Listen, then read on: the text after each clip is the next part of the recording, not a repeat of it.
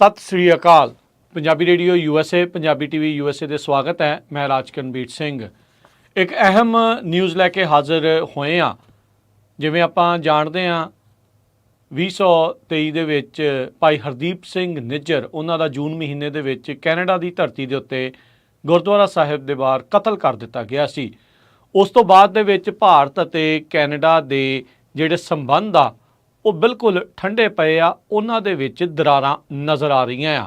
3 ਮਹੀਨੇ ਬਾਅਦ ਭਾਈ ਨਿੱਜਰ ਹੁਣਾਂ ਦੇ ਕਤਲ ਤੋਂ ਬਾਅਦ 'ਚ ਜਸਟਿਨ ਟਰੂਡੋ ਨੇ ਉੱਥੋਂ ਦੀ ਸਦਨ ਦੇ ਵਿੱਚ ਖੜ੍ਹ ਕੇ ਬੋਲਿਆ ਸੀ ਵੀ ਇਸ ਕਤਲ ਦੇ ਵਿੱਚ ਭਾਰਤੀ ਏਜੰਟਸ ਦਾ ਹੱਥ ਹੈਗਾ ਆ। ਉਸ ਤੋਂ ਬਾਅਦ ਦੇ ਵਿੱਚ ਇਹ ਰਿਸ਼ਤੇ ਹੋਰ ਵੀ ਤਾਰ-ਤਾਰ ਜਿਹੜੇ ਹੋਏ ਸੀ। ਫਿਰ ਜੁਲਾਈ ਮਹੀਨੇ ਦੇ ਵਿੱਚ 3 ਜਾਣੇ ਜਿਹੜੇ ਗ੍ਰਿਫਤਾਰ ਕੀਤੇ ਜਾਂਦੇ ਆ ਭਾਰਤੀ ਮੂਲ ਦੇ, ਜਿਨ੍ਹਾਂ ਦੇ ਉੱਤੇ ਇਹ ਕਥਿਤ ਦੋਸ਼ ਨੇ ਵੀ ਉਹਨਾਂ ਨੇ ਭਾਈ ਨਿੱਜਰ ਹੁਣਾਂ ਦੇ ਕਤਲ ਦੇ ਵਿੱਚ ਉਹਨਾਂ ਦਾ ਹੱਥ ਸੀ। ਉਸ ਤੋਂ ਬਾਅਦ ਦੇ ਵਿੱਚ ਇੱਕ ਹੋਰ ਜਣਾ ਪਹਿਲਾਂ ਵੀ ਗ੍ਰਿਫਤਾਰ ਕੀਤਾ ਜਾਂਦਾ ਸੀ ਨਵੰਬਰ 2023 'ਚ, ਜਿਸ ਦੇ ਬਾਰੇ ਪਹਿਲਾਂ ਦੱਸਿਆ ਨਹੀਂ ਗਿਆ ਸੀ, ਅਮਨਦੀਪ ਨਾਂ ਦਾ ਬੰਦਾ। ਇਸੇ ਤਰੀਕੇ ਨਾਲ ਕਰਨ ਬਰਾੜ ਅਤੇ ਕਮਲਜੀਤ, ਇਹਨਾਂ ਨੂੰ ਜਿਹੜਾ ਉਹ ਗ੍ਰਿਫਤਾਰ ਕੀਤਾ ਗਿਆ ਅਤੇ ਉਹਨਾਂ ਨੂੰ ਹੁਣ ਅਦਾਲਤਾਂ ਦੇ ਵਿੱਚ ਜਿਹੜਾ ਕੇਸ ਦਾ ਸਾਹਮਣਾ ਜਿਹੜਾ ਆ ਫਸਟ ਡਿਗਰੀ ਮਰਡਰ ਦਾ ਉਹ ਕਰਨਾ ਪੈ ਰਿਹਾ ਆ। ਹੁਣ ਉਸ ਤੋਂ ਬਾਅਦ ਦੇ ਵਿੱਚ ਜਿਹੜੇ ਜਸਟਿਨ ਟਰੂਡੋ ਨੇ ਕਈ ਵਾਰ ਜਿਹੜੇ ਉਹ ਬਿਆਨ ਦਿੱਤੇ ਵੀ ਭਾਰਤ ਦੇ ਨਾਲ ਰਿਸ਼ਤਿਆਂ ਦੇ ਵਿੱਚ ਦਰਾਰ ਤਾਂ ਹੈਗੀ ਆ, ਪਰ ਕਿਤੇ ਕਿਤੇ ਜਿਹੜੀ ਉਹ ਗੱਲ ਹੁੰਦੀ ਹੈ, ਪਰ ਗੱਲ ਦੇ ਵਿੱਚ ਕੀ ਜਿਹੜੀ ਉਹ ਗੱਲ ਹੋਈ ਆ। ਹੁਣੇ ਲਾਓਸ ਜੋ ਕਿ ਏਸ਼ੀਆ ਦਾ ਇੱਕ ਮੁਲਕ ਆ, ਉੱਥੇ ਏਸ਼ੀਅਨ ਸਮਿਟ ਦੇ ਵਿੱਚ ਮੋਦੀ ਦਾ ਜਿਹੜਾ ਕਹਿੰਦੇ ਵੀ ਆਮੋ ਸਾਹਮਣਾ ਜਸਟਿਨ ਟਰੂਡੋ ਦੇ ਨਾਲ ਹੋ ਗਿਆ ਆ। ਉਹਨਾਂ ਨੇ ਦੱਸਿਆ, ਜਸਟਿਨ ਟਰੂਡੋ ਨੇ ਵੀ ਕਹਿੰਦੇ ਵੀ ਮੈਂ ਥੋੜ੍ਹਾ ਚਿਰ ਗੱਲ ਕੀਤੀ ਆ ਪ੍ਰਾਈਮ ਮਿਨਿਸਟਰ ਮੋਦੀ ਦੇ ਨਾਲ ਲਾਓਸ ਦੇ ਵਿੱਚ ਜਿਹੜੀ ਸਮਿਟ ਉੱਥੇ ਹੋਈ ਸੀ। ਉਸ ਦੌਰਾਨ ਸਾਲ ਬਾਅਦ ਇਹਨਾਂ ਦੀ ਗੱਲਬਾਤ ਹੁੰਦੀ ਆ, ਜਦ ਇਹਨਾਂ ਨੇ ਸਾਲ ਪਹਿਲਾਂ ਭਾਰਤ ਉੱਤੇ ਇਸ ਤਰੀਕੇ ਦੇ ਜਿਹੜੇ ਉਹ ਦੋਸ਼ ਲਾਏ ਸੀ। ਕਹਿੰਦੇ ਵੀ ਇਹ ਦੂਜੀ ਵਾਰ ਟਰੂਡੋ ਫੇਸ ਟੂ ਫੇਸ ਆਏ ਨੇ ਜਿਹੜੇ ਮੋਦੀ ਦੇ ਨਾਲ, ਜਦੋਂ ਤੋਂ ਰਿਸ਼ਤਿਆਂ ਦੇ ਵਿੱਚ ਖਟਾਸ ਪੈਦਾ ਹੋਈ ਹੈਗੀ ਆ। ਟਰੂਡੋ ਨੇ ਕੀ ਗੱਲ ਕੀਤੀ ਐਗਜ਼ੈਕਟਲੀ ਉਹ ਤਾਂ ਉਹਨਾਂ ਨੇ ਸ਼ੇਅਰ ਨਹੀਂ ਕੀਤਾ, ਪਰ ਉਹਨਾਂ ਨੇ ਕਿਹਾ ਵੀ ਅਸੀਂ ਇਸ ਦੇ ਉੱਤੇ ਕੰਮ ਜਿਹੜਾ ਉਹ ਕਰ ਰਹੇ ਹੈਗੇ ਆ। ਰਿਪੋਰਟਰਸ ਦੇ ਨਾਲ ਪ੍ਰੈਸ ਕਾਨਫਰੰਸ ਦੇ ਵਿੱਚ ਇਹ ਗੱਲਬਾਤ ਉਹਨਾਂ ਨੇ ਦੱਸੀ ਆ। ਉਹ ਕਹਿੰਦੇ ਮੈਂ ਪੂਰੀਆਂ ਡੀਟੇਲਸ ਦੇ ਵਿੱਚ ਤਾਂ ਨਹੀਂ ਜਾਊਂਗਾ, ਪਰ ਮੈਂ ਜਿਹੜੀ ਗੱਲਬਾਤ ਕੀਤੀ ਉਹਦੇ ਵਿੱਚ ਕਲੀਅਰਲੀ ਜਿਹੜਾ ਉਹ ਦੱਸਿਆ। ਕਹਿੰਦੇ ਕਈ ਵਾਰ ਜਿਹੜਾ ਮੈਂ ਕਿਹਾ ਆ ਵੀ ਕੈਨੇਡੀਅਨਸ ਦੀ ਸੇਫਟੀ ਮੇਰੇ ਲਈ ਪ੍ਰਮੁੱਖ ਹੈਗੀ ਆ, ਅਤੇ ਰੂਲ ਆਫ ਲਾ, ਜੋ ਰੂਲ ਆਫ ਲੈਂਡ ਹੈਗਾ ਕੈਨੇਡਾ ਦਾ, ਉਸ ਨੂੰ ਬਰਕਰਾਰ ਰੱਖਣ ਦੇ ਲਈ ਅਸੀਂ ਜਿਹੜੇ ਕਦਮ ਆ ਉਹ ਚੱਕ ਰਹੇ ਹਾਂ। ਇਹ ਸਾਡੀ ਅਹਿਮ ਮੁੱਢਲੀ ਜਿਹੜੀ ਜ਼ਿੰਮੇਵਾਰੀ ਆ, ਅਤੇ ਅਸੀਂ ਉਸ ਤੋਂ ਭੱਜ ਜਿਹੜਾ ਉਹ ਨਹੀਂ ਰਹੇ ਹੈਗੇ। ਨਿੱਜਰ ਹੁਣਾਂ ਦਾ ਕਤਲ ਜਿਹੜਾ ਗੁਰਦੁਆਰਾ ਸਾਹਿਬ ਦੇ ਬਾਹਰ ਜੂਨ 2023 ਦੇ ਵਿੱਚ ਕਰ ਦਿੱਤਾ ਜਾਂਦਾ ਸੀ। ਉਸ ਤੋਂ ਬਾਅਦ ਦੇ ਵਿੱਚ ਹੁਣ 4 ਜਿਹੜੇ ਭਾਰਤੀ ਮੂਲ ਦੇ ਇਹ ਮੁੰਡੇ ਆ, ਉਹਨਾਂ ਨੂੰ ਗ੍ਰਿਫਤਾਰ ਕੀਤਾ ਗਿਆ, ਜਿਨ੍ਹਾਂ ਦੇ ਨਾਮ ਮੈਂ ਪਹਿਲਾਂ ਤੁਹਾਡੇ ਸਾਹਮਣੇ ਜਿਹੜਾ ਉਹ ਜ਼ਿਕਰ ਕਰ ਚੁੱਕਾ ਹਾਂ। ਇਸ ਤੋਂ ਪਹਿਲਾਂ ਕੱਲ੍ਹ ਹੀ ਜਿਹੜੀ ਇਹਨਾਂ ਦੀ ਕੈਨੇਡਾ ਦੀ ਫੋਰਨ ਅਫੇਅਰ ਮਿਨਿਸਟਰ ਮਿਲਨ ਜੋਲੀ, ਉਹਨਾਂ ਨੇ ਕਿਹਾ ਸੀ ਵੀ ਕੈਨੇਡਾ ਦੇ ਜਿਹੜੇ ਸੰਬੰਧ ਆ ਇੰਡੀਆ ਦੇ ਨਾਲ ਉਹ ਇਸ ਟਾਈਮ ਟੈਂਸ ਨੇ, ਤਣਾਅਪੂਰਨ ਨੇ, ਅਤੇ ਬੜੇ ਇਸ ਟਾਈਮ ਔਖੇ ਨੇ, ਵੈਰੀ ਡਿਫੀਕਲਟ ਰਾਈਟ ਨਾਓ। ਅਤੇ ਉਹਨਾਂ ਨੇ ਕਿਹਾ ਵੀ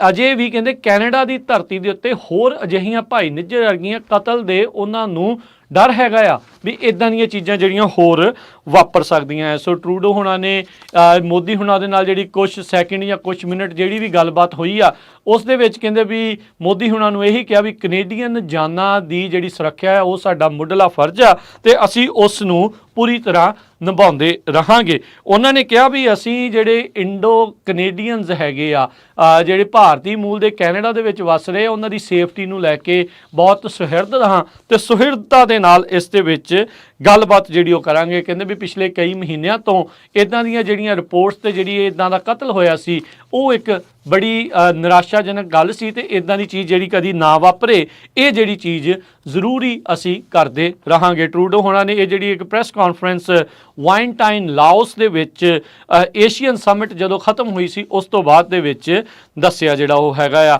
ਉੱਧਰ ਮੋਦੀ ਕਹਿੰਦੇ ਵੀ ਸਮਿਟ ਦੇ ਵਿੱਚ ਜਿਹੜੇ ਉਹ ਪਹੁੰਚੇ ਸੀ, ਉੱਥੇ ਉਹਨਾਂ ਨੇ ਪ੍ਰਾਈਮ ਮਿਨਿਸਟਰ ਜਿਹੜੇ ਐਂਥਨੀ ਐਲਬਨੀਜ਼ ਆਸਟ੍ਰੇਲੀਆ ਦੇ, ਉਹਨਾਂ ਨਾਲ ਵੀ ਗੱਲ ਕੀਤੀ ਆ, ਜਿਹੜੇ ਕਿ ਕੈਨੇਡਾ ਜਿਹੜਾ ਫਾਈਵ ਆਈਜ਼ ਦਾ ਸਾਥੀ ਆ ਉਹਨਾਂ ਦਾ ਇੱਕ ਮੁਲਕ ਹੈਗਾ ਆ। ਆਸਟ੍ਰੇਲੀਆ ਵਾਲਿਆਂ ਨੇ ਵੀ ਰੀਸੈਂਟਲੀ ਇਹ ਚੀਜ਼ਾਂ ਜਿਹੜੀਆਂ ਉਹ ਸਾਹਮਣੇ ਲਿਆਂਦੀਆਂ ਸੀ ਵੀ ਕਿਸ ਤਰੀਕੇ ਦੇ ਨਾਲ ਭਾਰਤੀ ਮੂਲ ਦੇ ਜਿਹੜੇ ਸਪਾਈ ਆ, ਭਾਰਤੀ ਜਸੂਸ ਆ, ਉਹਨਾਂ ਨੂੰ ਅਮਰੀਕਾ 'ਚੋਂ ਛੁੱਟੀ ਕੀਤੀ ਸੀ, ਉਹਨਾਂ ਨੂੰ ਬਾਹਰ ਕੱਢਿਆ ਸੀ ਜਦ ਉਹ ਆਸਟ੍ਰੇਲੀਅਨ ਨਾਗਰਿਕਾਂ ਦੇ ਉੱਤੇ ਤੇ ਆਸਟ੍ਰੇਲੀਅਨ ਜਿਹੜੀਆਂ ਕੁਝ ਕਹਿ ਲਓ ਵੀ ਸਰਕਾਰੀ ਅਧਿਕਾਰੀ ਆ ਜਾਂ ਸਰਕਾਰੀ ਇੰਸਟੀਟਿਊਸ਼ਨਸ ਆ ਉਹਨਾਂ ਦੀ ਜਸੂਸੀ ਕਰਦੇ ਹੋਏ ਜਿਹੜੇ ਉਹ ਫੜੇ ਗਏ ਸੀ। ਆਪਾਂ ਨੂੰ ਇਹ ਵੀ ਪਤਾ ਹੈ ਵੀ ਆਸਟ੍ਰੇਲੀਆ ਤੇ ਕੈਨੇਡਾ ਦੇ ਵਿੱਚ ਜਿਸ ਤਰੀਕੇ ਦੇ ਨਾਲ ਉੱਥੇ ਸਿੱਖਾਂ ਦਾ ਨਾਮ ਬਦਨਾਮ ਕਰਨ ਦੇ ਲਈ ਹਿੰਦੂ ਮੰਦਰਾਂ ਦੇ ਉੱਤੇ ਗ੍ਰੈਫਿਟੀ ਕੀਤੀ ਗਈ ਸੀ, ਉਹਨਾਂ ਵਿੱਚ ਖੁਦ ਆਪ ਹਿੰਦੂ ਜਿਹੜੇ ਲੋਕ ਆ ਉਹੀ ਫੜੇ ਗਏ ਸੀ, ਜਿਹੜਾ ਕਿ ਉਹਨਾਂ ਦਾ ਆਪਣਾ ਹੀ ਕੰਮ ਸੀ ਸਿੱਖਾਂ ਨੂੰ ਜਿਹੜਾ ਉਹ ਬਦਨਾਮ ਕਰਨ ਦੇ ਲਈ। ਇਸੇ ਤਰੀਕੇ ਦਾ ਕੰਮ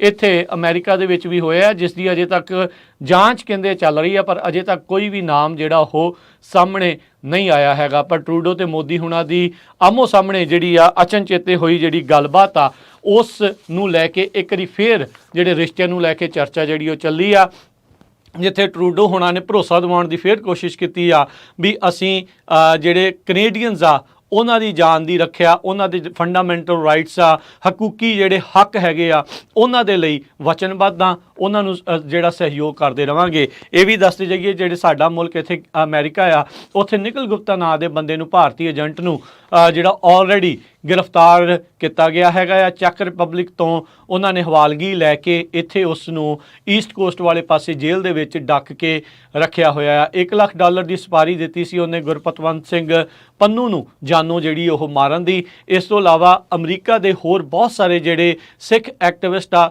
ਉਹਨਾਂ ਨੂੰ ਵੀ ਜਾਨੋਂ ਮਾਰਨ ਦੀਆਂ ਜਿਹੜੀਆਂ ਚੇਤਾਵਨੀਆਂ ਆ, ਥ੍ਰੈਟ ਆ, ਉਹਦੇ ਬਾਰੇ FBI ਨੇ ਅਗਾਹ ਉਹਨਾਂ ਨੂੰ ਕੀਤਾ ਸੀਗਾ। ਸੋ ਇਹ ਸਾਰਾ ਕੁਝ ਇਸ ਟਾਈਮ ਚੱਲ ਰਿਹਾ ਆ ਤੇ ਟਰੂਡੋ ਤੇ ਮੋਦੀ ਹੁਣਾਂ ਦੀ ਇਹ ਮੁਲਾਕਾਤ ਏਸ਼ੀਅਨ ਸਮਿਟ ਦੇ ਵਿੱਚ ਹੋਈ ਆ। ਇਸ ਤੋਂ ਪਹਿਲਾਂ ਇਹ G7 ਦੀ ਜਿਹੜੀ ਸਮਿਟ ਆ ਇਟਲੀ ਦੇ ਵਿੱਚ, ਉੱਥੇ ਆਮੋ ਸਾਹਮਣੇ ਜਿਹੜੀ ਟਰੂਡੋ ਤੇ ਮੋਦੀ ਜਿਹੜੇ ਉਹ ਹੋਏ ਸੀਗੇ। ਸੋ ਦੇਖਦੇ ਹਾਂ ਵੀ ਆਉਣ ਵਾਲੇ ਸਮੇਂ 'ਚ ਇਹਨਾਂ ਦੇ ਰਿਸ਼ਤਿਆਂ ਦੇ ਵਿੱਚ ਕਿੱਦਾਂ ਦਾ ਅਸਰ ਜਿਹੜਾ ਉਹ ਰਹਿੰਦਾ ਆ। ਪਰ ਹਾਲ ਦੀ ਘੜੀ ਭਾਰਤ ਇਨਵੈਸਟੀਗੇਸ਼ਨ ਦੇ ਵਿੱਚ ਲੱਗਦਾ ਨਹੀਂ ਕਿਸੇ ਵੀ ਤਰੀਕੇ ਦਾ ਸਹਿਯੋਗ ਕਰ ਰਿਹਾ ਆ, ਚਾਹੇ ਉਹ ਨਿਖਿਲ ਗੁਪਤਾ ਦਾ ਮਾਮਲਾ ਆ, ਭਾਈ ਜਿਹੜੇ ਆ ਨਿੱਜਰ ਹੁਣਾਂ ਦੇ ਜਿਹੜੀ ਸ਼ਹੀਦੀ ਹੋਈ ਆ, ਉਹਨਾਂ ਦਾ ਜਿਹੜਾ ਕਤਲ ਕੀਤਾ ਗਿਆ ਸੀ, ਗਨ ਡਾਊਨ ਕੀਤਾ ਗਿਆ ਸੀ, ਉਸ ਦੀ ਇਨਵੈਸਟੀਗੇਸ਼ਨ ਦੇ ਵਿੱਚ ਜਿਹੜੀ ਉਹ ਸਾਥ ਦੀ ਜਿਹੜੀ ਉਹ ਗੱਲ ਹੋਵੇ। ਸੋ ਦੇਖਦੇ ਹਾਂ ਅੱਗੇ ਕੀ ਬਣਦਾ ਆ। ਸੋ ਇਦਾਂ ਦੀਆਂ ਹੋਰ ਨਿਊਜ਼ ਦੇ ਲਈ, ਹੋਰ ਅਪਡੇਟਸ ਦੇ ਲਈ ਜੁੜੇ ਰਹੋ ਪੰਜਾਬੀ ਰੇਡੀਓ